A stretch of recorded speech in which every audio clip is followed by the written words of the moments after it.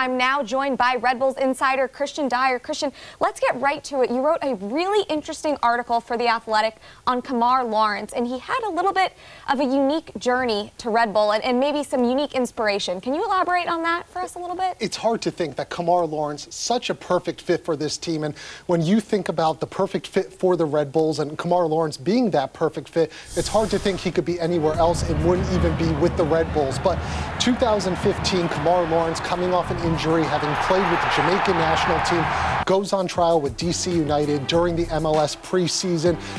Doesn't necessarily do quite as well as he had wanted or hoped because of that injury.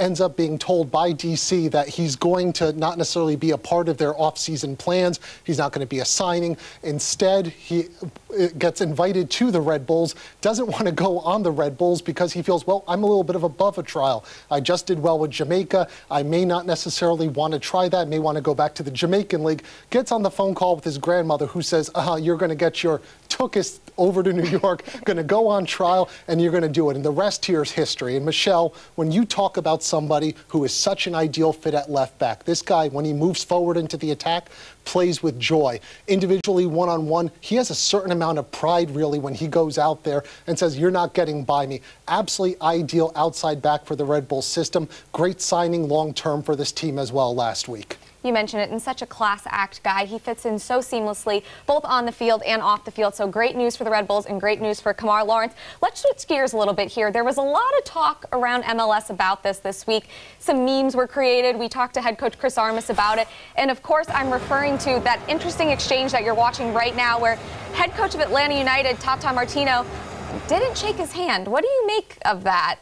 Yeah, no détente there between Chris Armas and Tata Martino. But, you know, I think a lot has been talked an awful lot around the league this week about the handshake. I don't even want to go there. To me, it's a non-starter. It's a non-issue. That's something between two coaches. What I loved, though, was seeing Chris Armas, his emotion and who he is. And what started all of this handshake, non-handshake sort of kerfuffle was the fact that Chris Armas was kind of rallying up the crowd last few minutes there of that Atlanta match. And you talk about game plan, you talk about system, you talk about execution. That Red Bulls team did it perfectly. And I can't help but think Chris Armas being in that moment finally let his proverbial hair down. We saw his emotion. We saw the reason why the team has really taken to him, why they thought he was the perfect fit for this job. And you wouldn't see Bob Bradley, his mentor, doing anything like this. You wouldn't have seen Jesse Marsch do this. But in that moment, Chris Armas showed his emotion. He's a New Yorker. This is New York's original MLS team.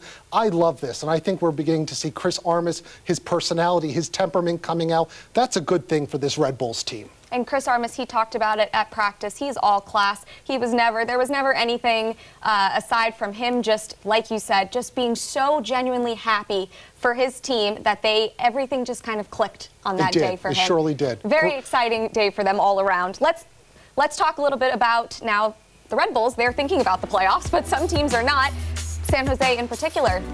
Any shakeups at the coaching position? San Jose right now has Steve Ralston, who's going to be in as their interim head coach. However, I'm hearing that an interesting name, an intriguing name to say the least, Mattias Almeida may be in the mix here for San Jose.